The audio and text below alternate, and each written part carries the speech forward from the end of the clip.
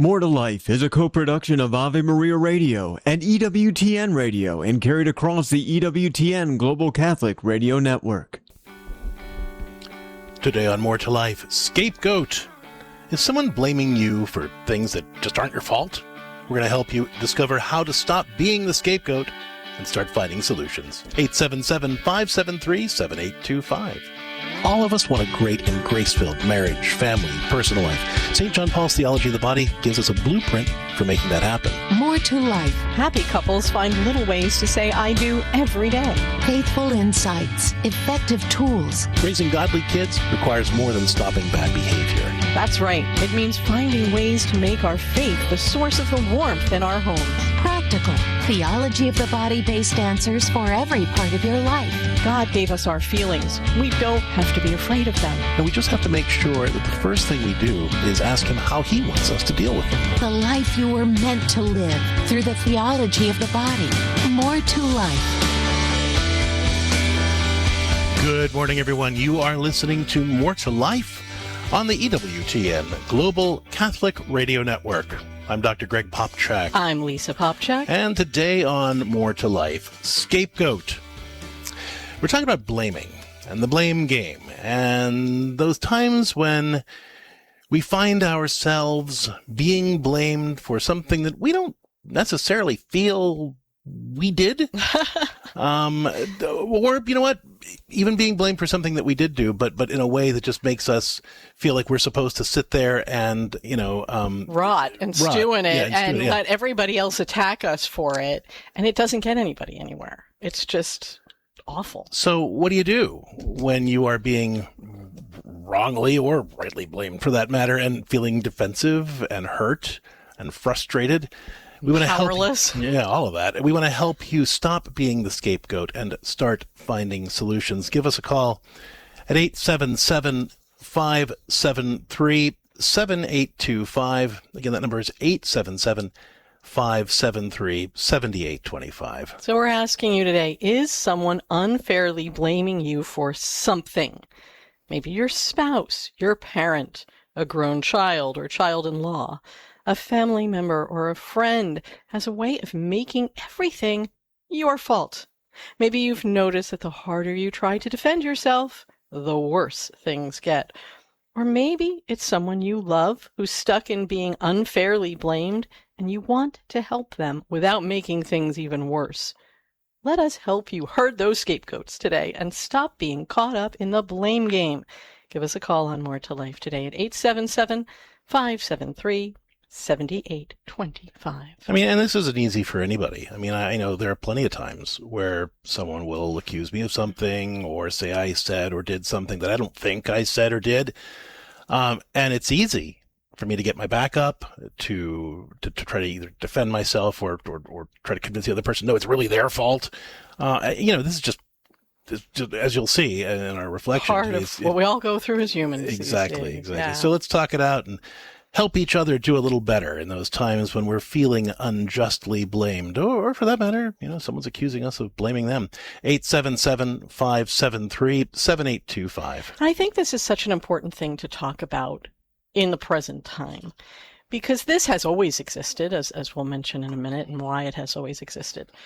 But I think with social media, I think with the pressure to set boundaries to the point of just cutting people out of our lives, this has gotten so much worse, so much more painful, and a little harder to untie and make right. So there are a lot of people just feeling helpless and not knowing what to do when someone is blaming them for something that maybe they don't even understand or don't think they did.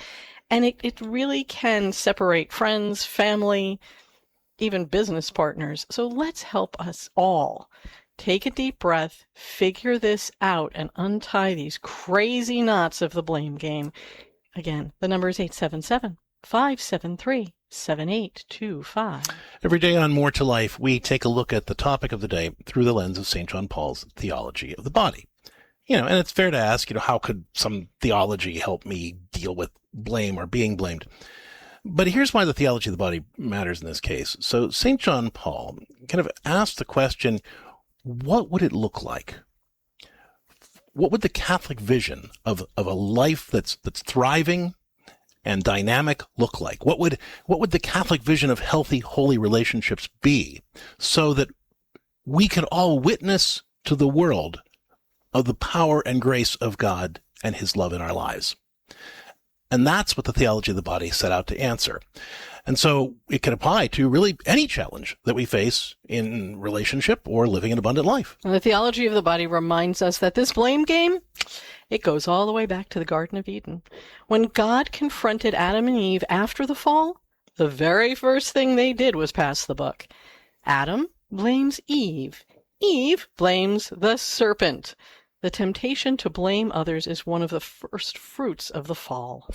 And it's easy to get sucked into the blame game, of course. As I was describing my own experience when somebody's putting me on the spot like that. When somebody blames us, rightly or wrongly, we tend to either start defending ourselves or arguing about whose fault it really is.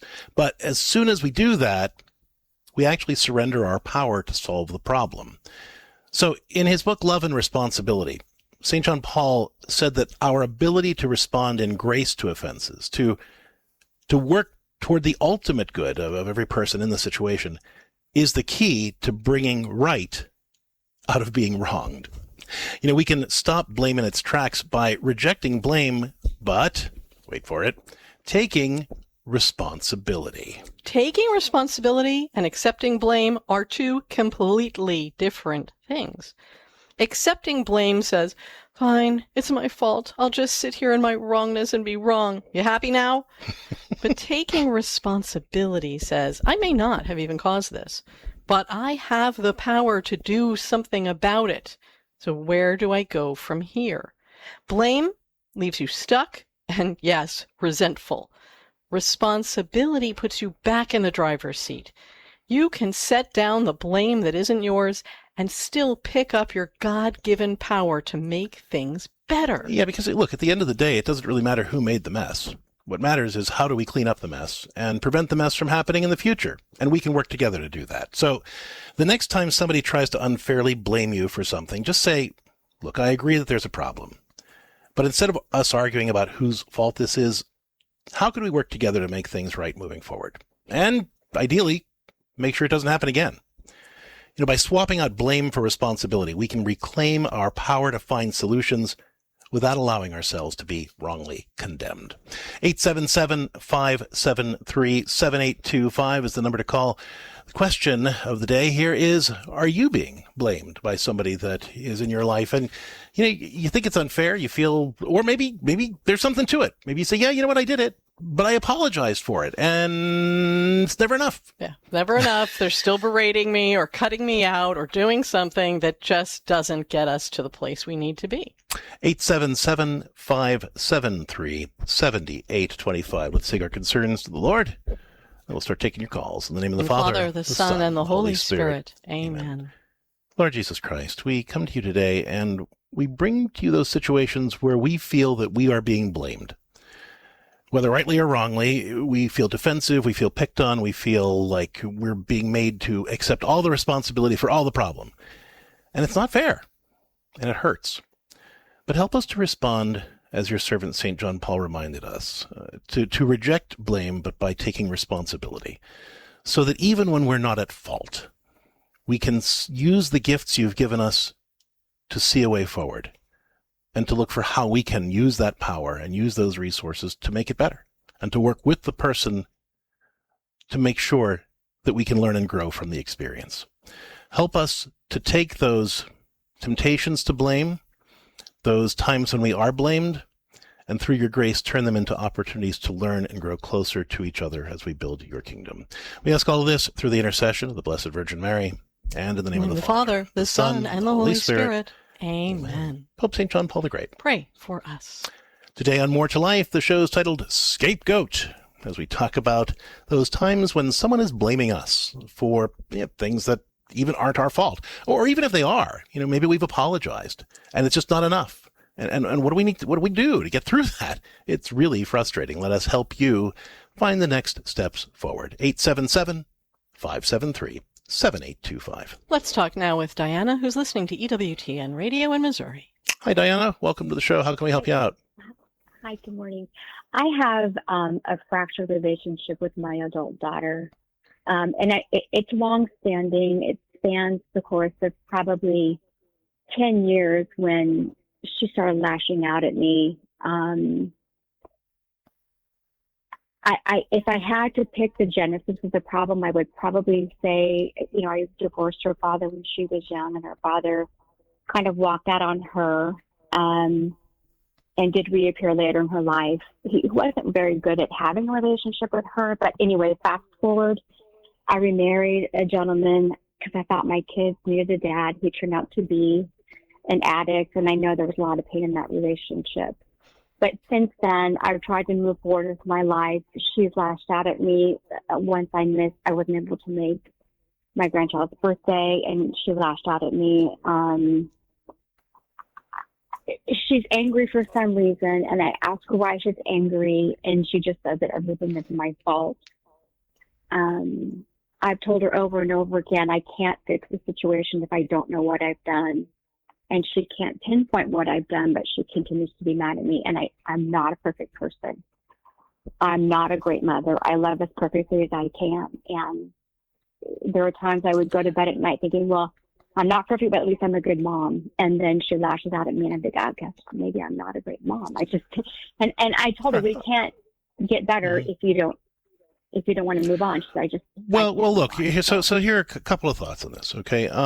So first of all, I'm sorry that you're going through this. I think it's so painful. It's really terribly painful when our adult kids confront us, and they don't often do it in the nicest way. There's something about the way they can hold up the mirror that can just cut us to pieces. It's so hard. Especially because we don't necessarily feel like they see the whole picture. And especially in our intimate married relationships, they just don't get what happened.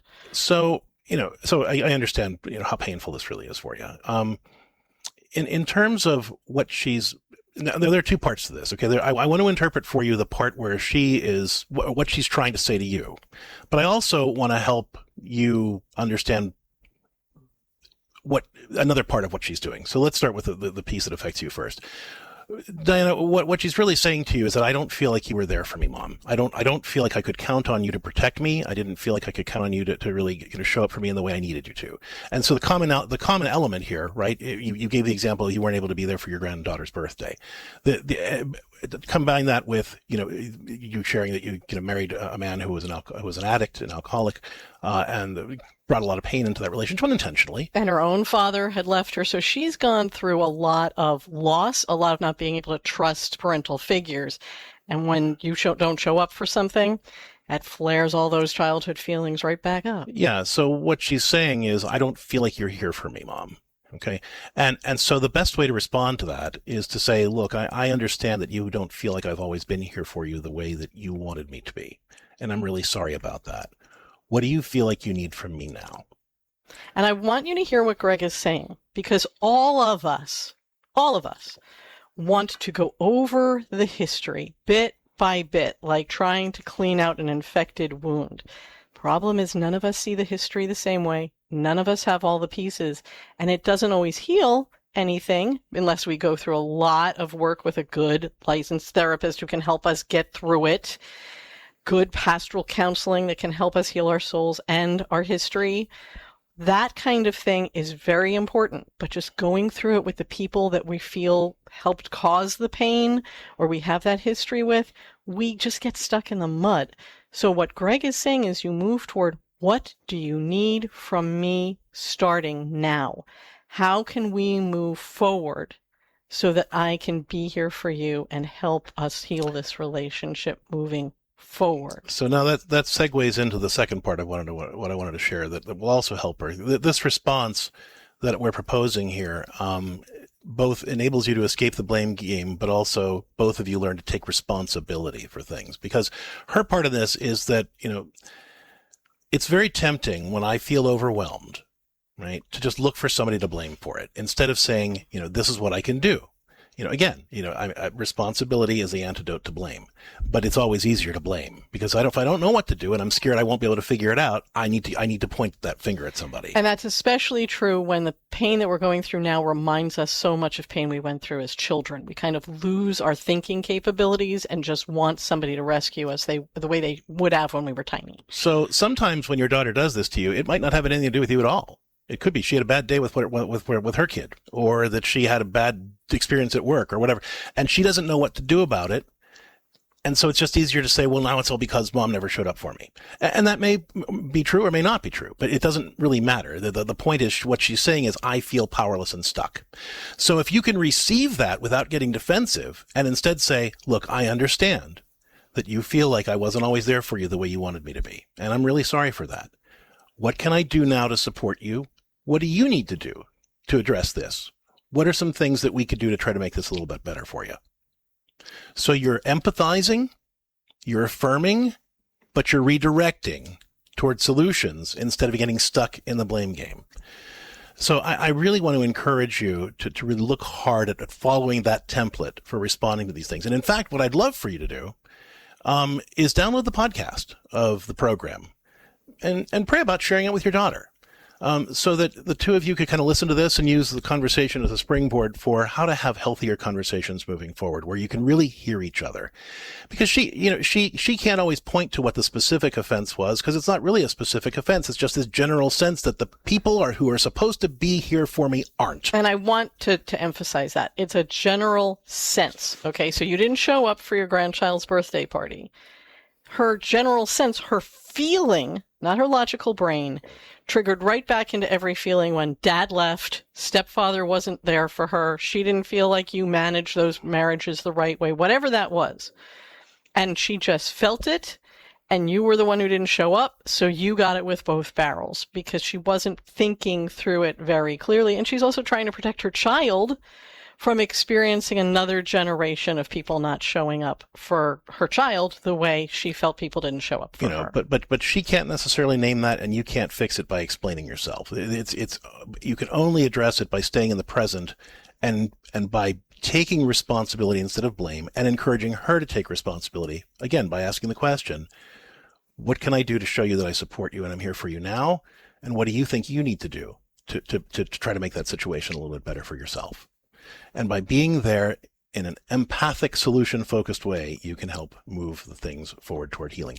But if you need more personalized support, don't hesitate to reach out to us at CatholicCounselors.com. We'd be happy to work with you. And truly, including if she says, but I do need to go through this, then you encourage her to get into a therapeutic relationship together so that you can work this out with a professional who can keep you out of the weeds and move you toward healing. All right, with that, we have to go to break. We are continuing to take your calls, listeners, at 877-573-7825. Today's show is titled Scapegoat, as we talk about those times when we are feeling blamed, rightly or wrongly, by somebody, and we don't know how to get out from under it.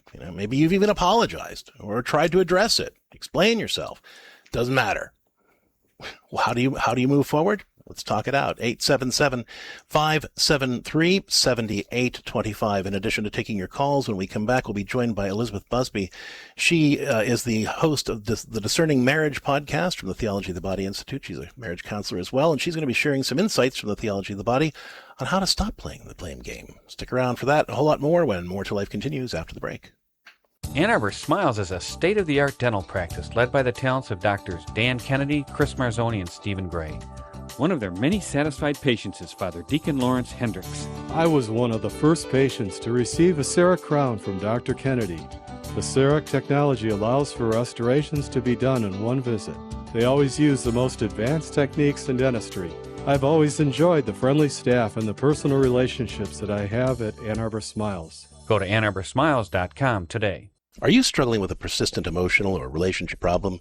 Maybe those thoughts and feelings won't leave you alone, or your marriage has grown distant, or a wound from your past still aches. Too many of us tell us that we should be able to handle it alone, or that good Catholics shouldn't need help. That's not true. I'm Dr. Greg Popchak, founder of CatholicCounselors.com. My team of pastoral counselors will help you find solutions rooted in solid psychology and our Catholic faith, so you don't have to choose between getting real help and staying true to what you believe. Visit CatholicCounselors.com and discover how we can help your faith life and relationships flourish. Hi, I'm Colleen Kelly Mast. Thousands of families each year go on to regret not having a will once their loved one passes. At mycatholicwill.com, a legal will is as simple as 15 minutes filling out information about your family. Thanks to our partnership with mycatholicwill.com, when you use the promo code AVE, A-V-E, your will is absolutely free, no hidden costs whatsoever. Visit mycatholicwill.com. You like pizza? Me too. And for that, we can thank our friend, Tom Monahan. First, he starts with $900 and opens one pizza shop. Then it's worldwide, thousands of shops. But all this was just a warm-up for his greatest achievement yet. He built a university. God inspired Tom to build up generations of men and women who have a hunger to reach the world for Christ. This place is Ave Maria University. Visit avemaria.edu to see what's next.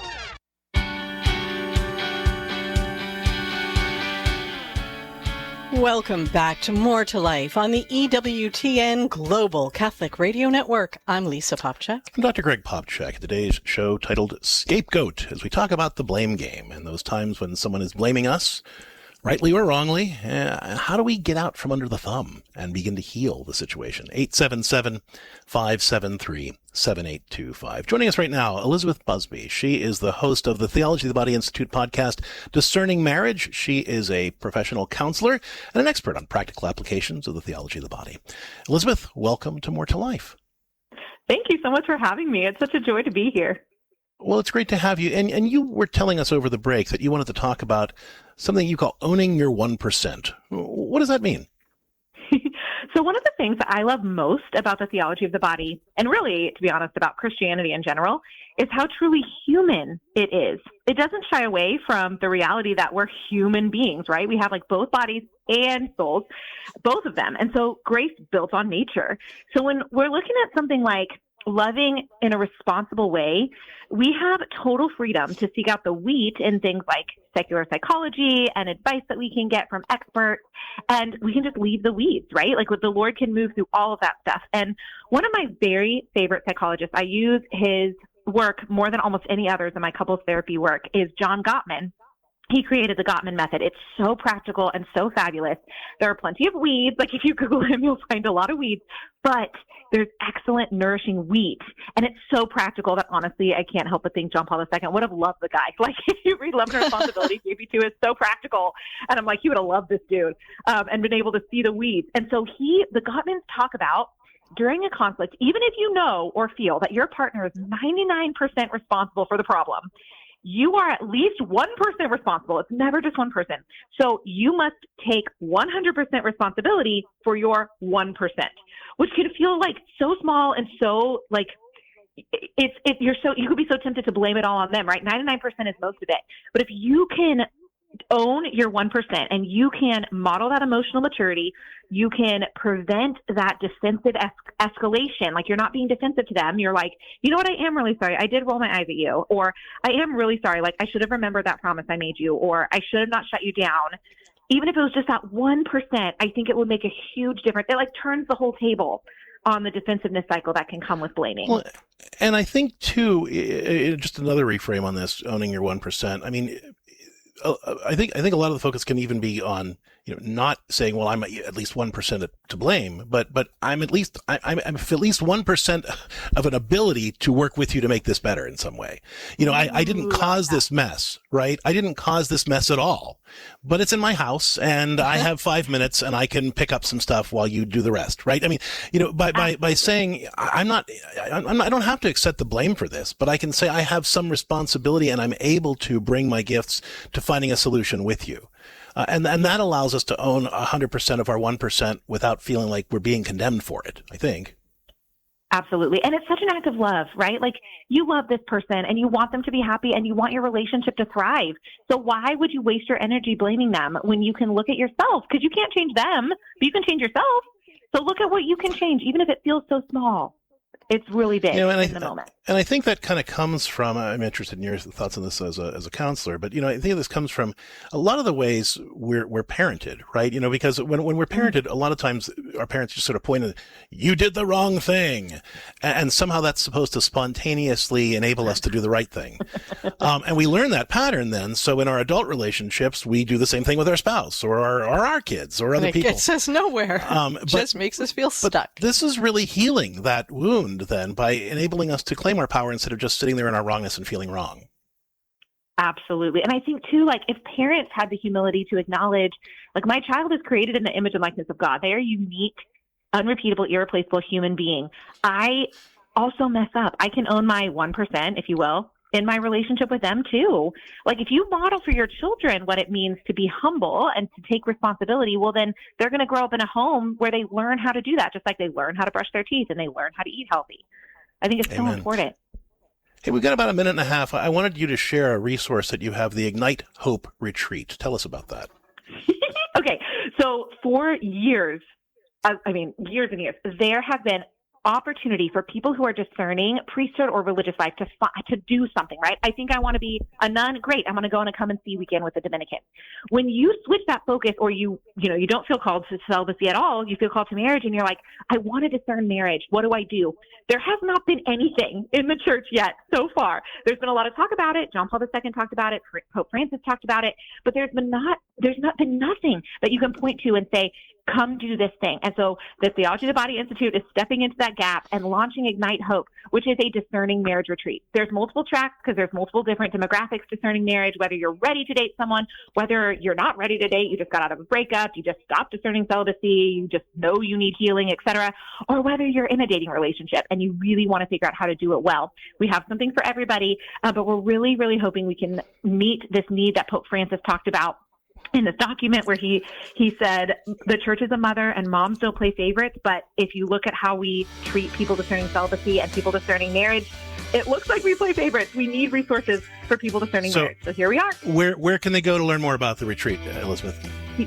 tobinstitute.org/Ignite Hope, or my Instagram @discerning marriage. All right, thanks so much for being with us, Elizabeth. And we're taking your calls, listeners, at 877-573-7825. Let's talk about the blame game on our show titled Scapegoat. If you're tired of being blamed for something, let us help you find the way forward. 877-573-7825. When the need for senior care arises, home is where the heart is. Visiting Angels provides home care for mom or dad up to 24 hours per day, including personal care, meals, and light housework. You may select your professional caregiver with Visiting Angels. More information at visitingangels.com or at 877-374-LIVE. That's 877-374-LIVE. Visiting Angels, America's choice in senior home care. This program brought to you in part by Ave Maria, Florida, a big kind of small town where golf carts take you everywhere and there's always something fun around the corner. Discover championship golf, resort-style amenities, and a town center full of shopping and dining. With Ave Maria University and Ave Maria Catholic Church at its heart, it's a community full of connection and charm. More than 25 model homes are available for viewing. More information can be found at avemaria.com. That's avemaria.com. Welcome to Advanced Dentistry Center family. This is Dr. Metti, and our team strives to treat you like family in a loving and compassionate way as we focus on serving you in a Christ-like manner. We do this by emphasizing prevention and general well-being for a lifetime. Our private practice is small, personal, state-of-the-art, and innovative, with the goal to educate and motivate our patients in improving their oral health. It is through a partnership with you that you will achieve the goals for your smile. Advanced Dentistry is serious about the level of care we provide, with attention to details and an exceptional level of care, skill, and judgment. We are thrilled for the opportunity to serve you. Dr. Matty and the team invite you to visit them at advanceddentistrycenter.com or call them at 248-594-9592. That's 248-594-9592. AdvancedDentistryCenter.com.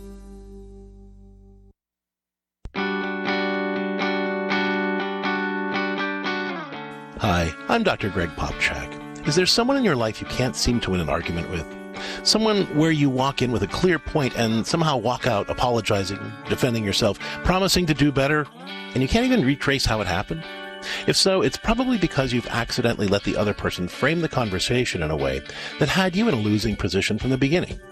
In my book, God Help Me, These People Are Driving Me Nuts, I explain that one of the most freeing things you can do is learn to refuse to play by the conversational rules someone else wrote and you never agreed with. Next time someone tries to helpfully explain why everything is all your fault, just calmly say, looking at things through your eyes, I can see why you'd feel the way you do. But I see things differently, and instead of arguing about who's right, let's focus on what we can do differently next time. Then, firmly but sensitively, hold the line.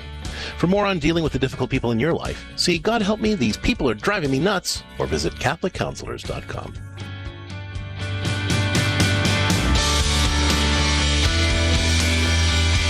Thank you for joining us today on More to Life on the EWTN Global Catholic Radio Network. I'm Lisa Popchak. I'm Dr. Greg Popchak, and today's show is titled Scapegoat. We're talking about blaming.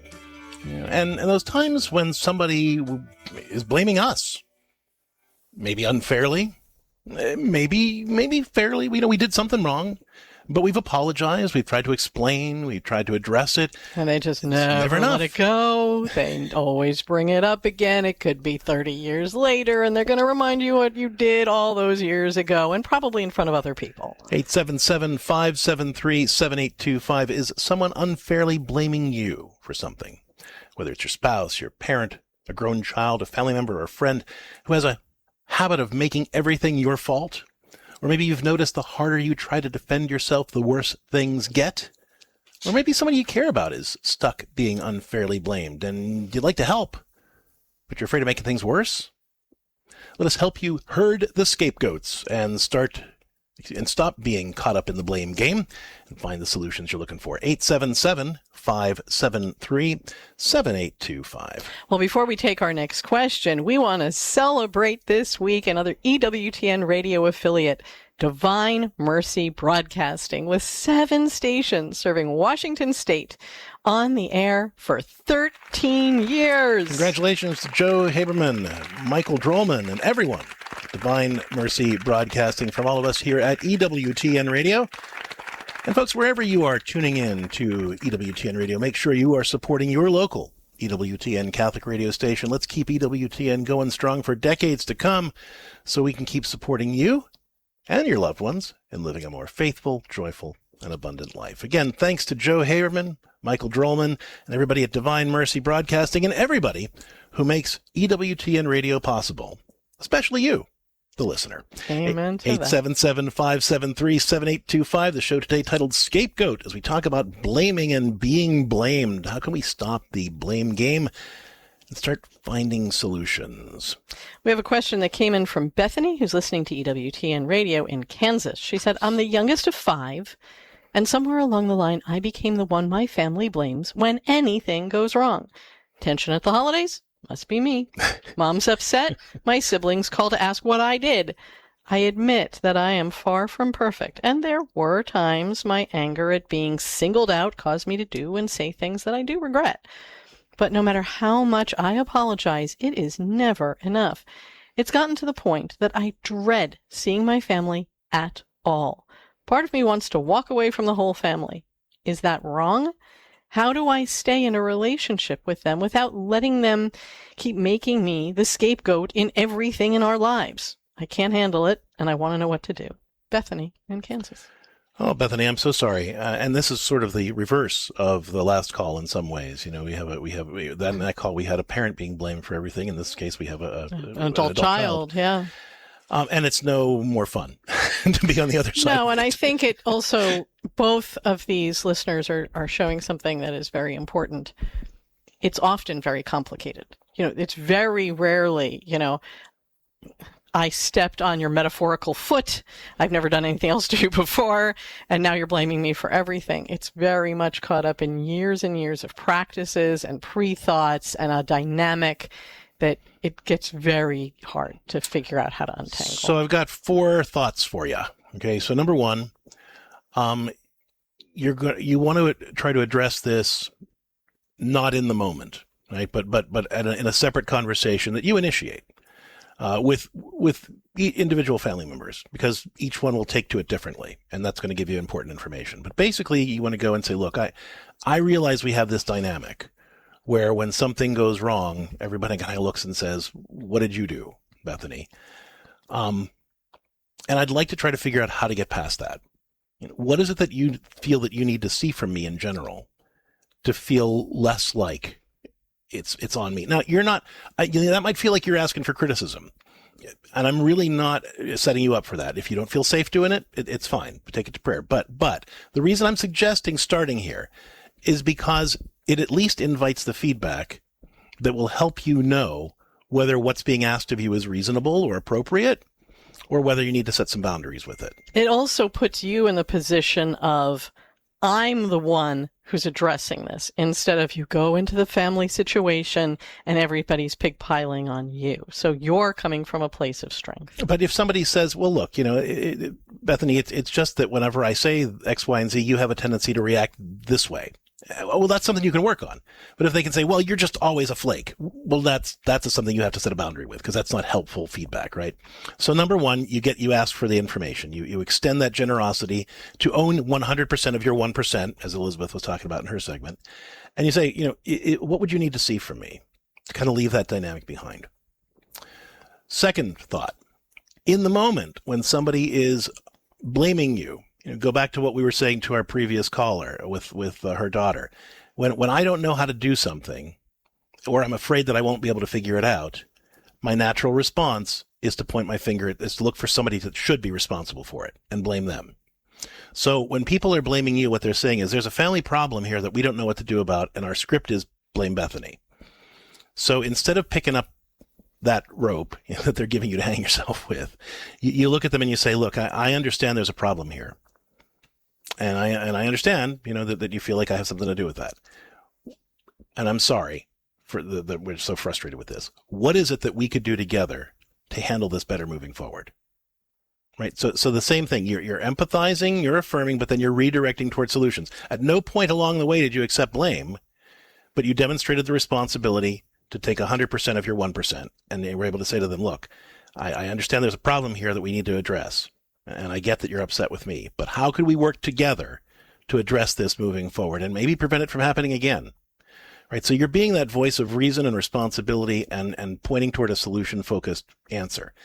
So that's number two. Number three, if you find that those things are not working, that's when you need to start looking at setting some kind of boundaries. But a boundary isn't a cutoff. The boundary would be, where can I be around these people, either in a group or individually, and not have to spend the rest of the day putting myself back together after I leave them, and that might just be a text. Maybe some people just don't do well in person. That might be a call. It might be that you can get together with them in a restaurant, but not in their home. And you get to set the parameters. Okay, so if it's a call, when this stuff is going to start rolling in, all the negativity and blame. So instead of a endless call or even a 20-minute call, you set the timer and you say 5 minutes. I'm going to give this 5 minutes, maybe 7. And we're going to try to get through this to build this up and make it a positive experience. You're not telling them that. You're just 7 minutes. Oh, I got to go. Something came up. You go to a restaurant and you're like, well, we're just going to meet for coffee. See if you can get through coffee and a piece of pie. Don't go through, a 3-course dinner. Start small. Get these times where you're more in control and you're limiting the exposure to this pattern in your family life. Don't try to do this at a holiday with everybody there. Then finally, if you find that any or all of those things are too difficult to follow through on, then I'd encourage you to get some support. And we'd be happy to work with you through this at CatholicCounselors.com to really talk about, how to exercise the power that God's given you to transform these really hurtful situations into something that's healing, or set boundaries if that's not possible, and what those boundaries would look like that would leave the door open for reconciliation while protecting you from the drama. Okay, so that would be the fourth suggestion. But start with 1 through 3. Right? Really just address the issue outside of any offense. Talk about the dynamic. Basically, you're having a meta conversation, a conversation about the conversation, right? And you're saying, here's the dynamic. What would you need to see from me to feel comfortable letting that dynamic go. Secondly, in the moment, if it happens, don't take the bait. Recognize that what they're saying is, there's a problem that we don't know what to do about. Let's blame Bethany. And you just say, look, I understand there's a problem. I understand that you're upset with me, but what can we do together to address this problem and maybe even prevent it from happening in the future? And you want to prepare yourself ahead of time to not take the bait. So when you're going to be with them, you're just preparing yourself. I'm not going to get dragged into the words they're saying. I'm going to look for that pattern. And when I recognize it, I'm going to handle it differently. So don't let yourself fall into defending yourself, spluttering about it, how it wasn't your fault, blaming them even. You're just going to work to kind of keep those shields up and work through these steps that Greg has given you. And then finally, go ahead and set boundaries and seek some help if you need additional support. Thanks for the question, Bethany. Hopefully those suggestions will get you started. And if there's more we can do to support you, don't hesitate to reach out to us at CatholicCounselors.com. And the reason that this is so difficult to break out of, again, we go back to what we were sharing in the Theology of the Body reflection at the beginning of the show. The very first thing that happened after the fall, after the panic attack where Adam and Eve hid behind the bush. Yeah. But because of the powerlessness, they didn't know what to do. And when God confronted them, they started blaming people. This is just so deeply ingrained in us because of the fall. But it is possible to escape the blame game by rejecting blame and taking responsibility. And bringing God's grace into it wherever you can. So when you're going into these situations or you have these things to untie in your life, make sure you're taking it to God. Make sure you're asking for His guidance in all of this. Take advantage of the sacraments if this is something that you really need power in, or just always. And really make sure you're walking with God into these situations as you use steps like this to fix this. And speaking of spiritual resources, it's time for our scripture of the day. It comes to us from Romans chapter 12, verse 21. Do not be conquered by evil, but conquer evil with good.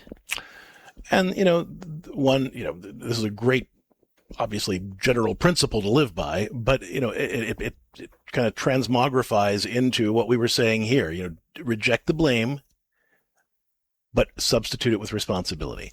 That's how we refuse to be conquered by the evil of blame, but conquer that evil with good, of that responsibility that allows me to say, look, I didn't cause this, but I can help fix it. Yes, the good in this situation is moving toward healing and a solution.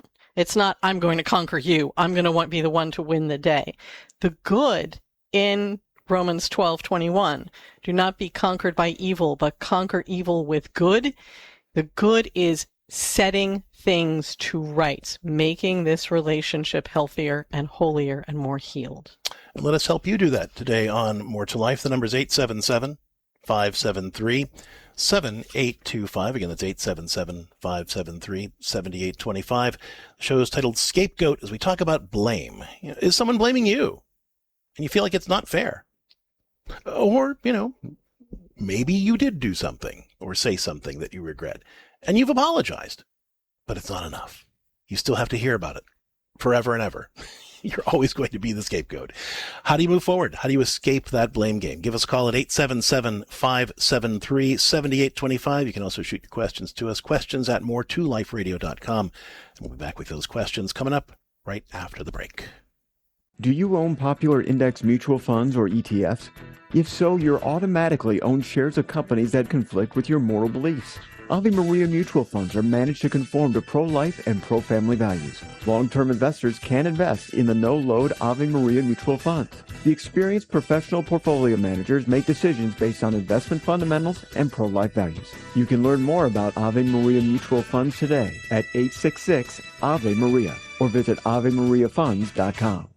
Every woman deserves specialized health care. At Arbor Women Health, our team of compassionate professionals listen to our patients and want to understand what they're going through. They serve everyone from teen girls to seniors. Our faith-based clinicians specialize in obstetrics, gynecology, fertility awareness and crisis, or unexpected pregnancies. Call 734-930-4020 or visit arborwomenhealth.org. Arbor Women, faith-inspired, dignity-affirming healthcare. I'm Matthew Handley. Join me on Saturday mornings as we take a look at our community and world from a Catholic perspective on Michigan Mornings Saturday. We'll discuss local news, touch on our weather forecast, feature interviews and original content, plus look at the best segments of the week from Ave Maria Radio. Saturdays at 8 a.m. is Michigan Mornings Saturday on Ave Maria Radio. You like pizza?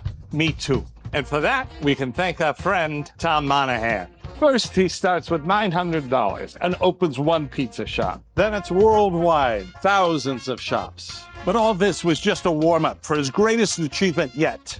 He built a university.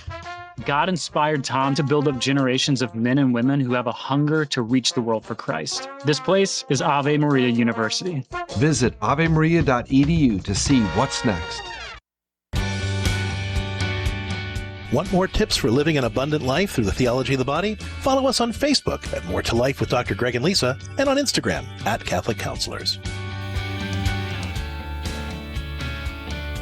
Thank you for joining us today on More to Life on the EWTN Global Catholic Radio Network. I'm Lisa Popchak. I'm Dr. Greg Popchak, and today on More to Life, Scapegoat. We're talking about blaming. The times when you are blamed for, well, whether you did something or you didn't, doesn't really matter. We still get defensive. We still get upset. It's still frustrating to be in that position. How do you escape the blame game? Let's talk it out. 877-573-7825. Well, Matthew in Ohio has a question for us. He says, my wife has a way of making everything my fault. If the kids are cranky, it's something I did. If we're running late, it's on me, even when I was ready first. For years, I just took it to keep the peace. But lately, I've started defending myself, and now every conversation turns into a fight about whose fault something is. We never actually solve anything. Now, I do love her, and I know she carries a lot, but I'm worn out from being the villain in my own house. How do I stop being the scapegoat without turning everything into a disagreement and a war? And that's Matthew in Ohio. Matthew, thank you for the question. It's a tough position for both of you to be in, and I'm really sorry that you're experiencing this in your marriage. I want to address what I imagine anyway, to be the elephant in the room of the radio room here, not your house, Matthew, but the radio room. Because the easy answer to your question is well, maybe Matthew needs to step up and do a little bit more. and maybe Matthew does. I don't know. Okay. But either way, the approach that you're describing can be addressed. And the way to do that, again, is to not accept the blame, but take the responsibility. Remember what we were sharing with really every other call on the show so far. Blame happens when I don't know what to do about something, and I'm afraid I won't be able to figure it out. Right? So if I don't know what to do about something and I'm afraid that I won't be able to figure it out, I need to find somebody else who could and should be fixing it. And that happens to be you, because you're standing right in front of me. And so there's your wife, overwhelmed, frustrated, feeling like she's not doing her best. And so let's pass the buck. And sometimes, we learn that because of the way we were disciplined as kids. Sometimes we learn it because, I'm not getting the support that I need. And rather than coming to you and helpfully say, and in a respectful way saying, hey, Matthew, I could really use some more help, I let it all build up until I let it loose on you. And you have no idea where I'm coming from. Either way, you might be 110% on.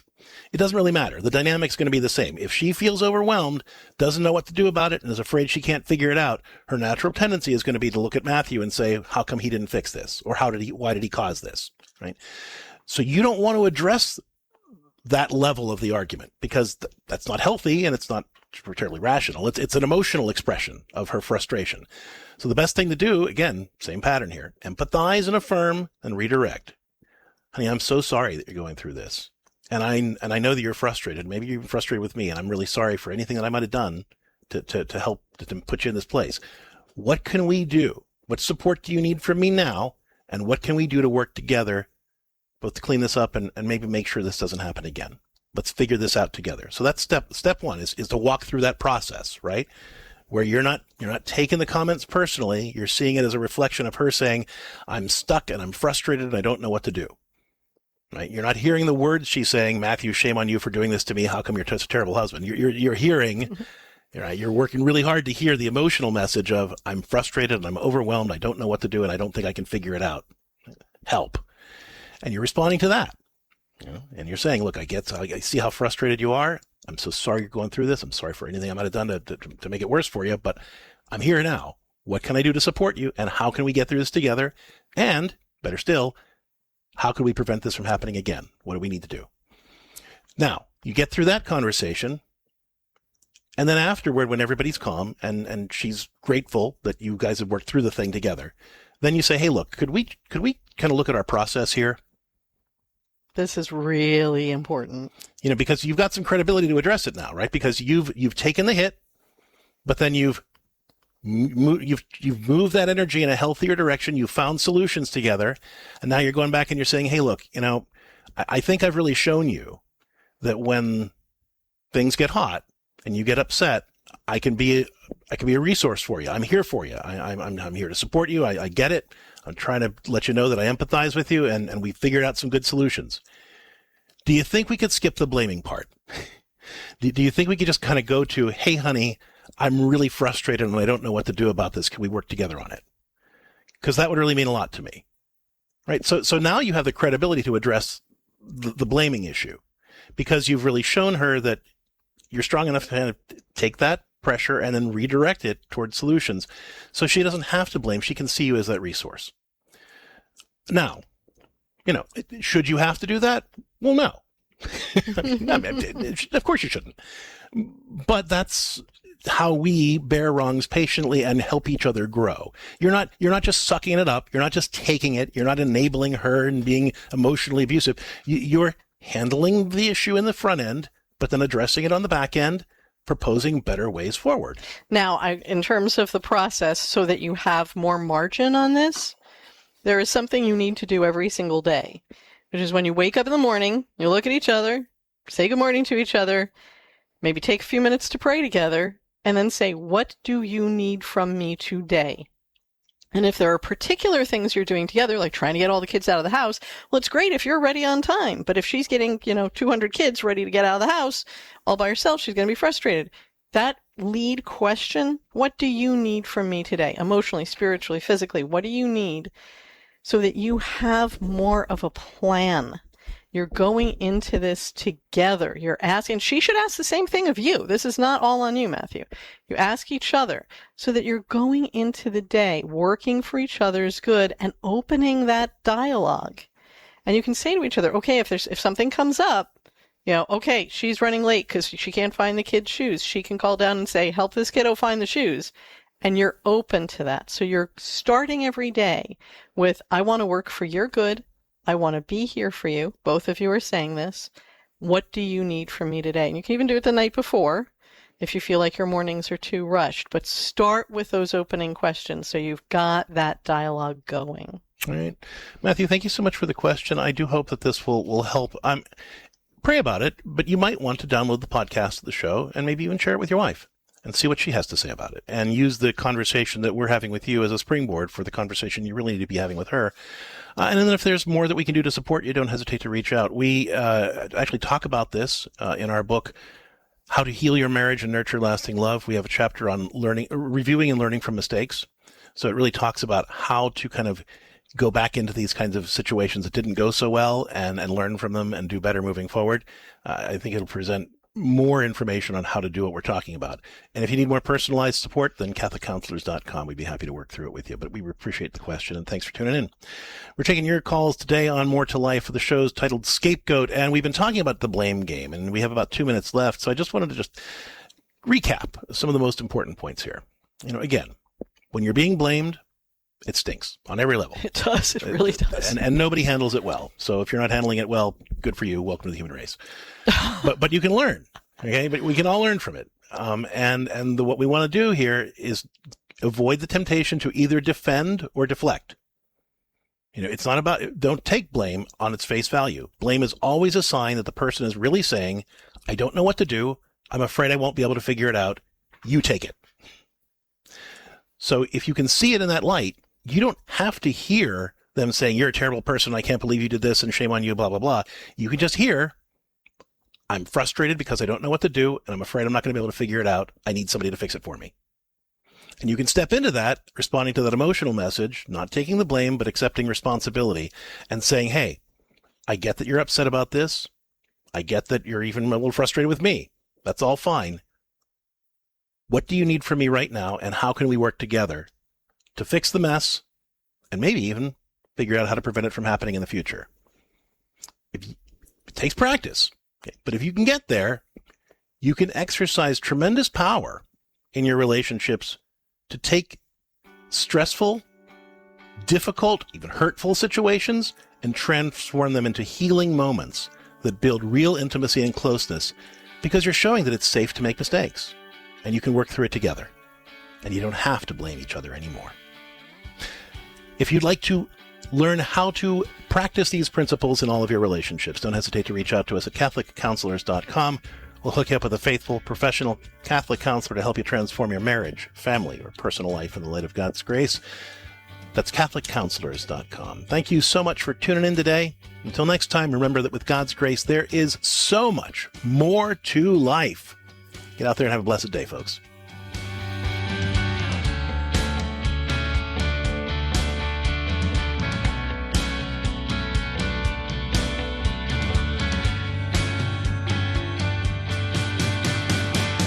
More to Life is a co-production of CatholicCounselors.com, Ave Maria Radio, and EWTN Radio, and is carried across the EWTN Global Catholic Radio Network.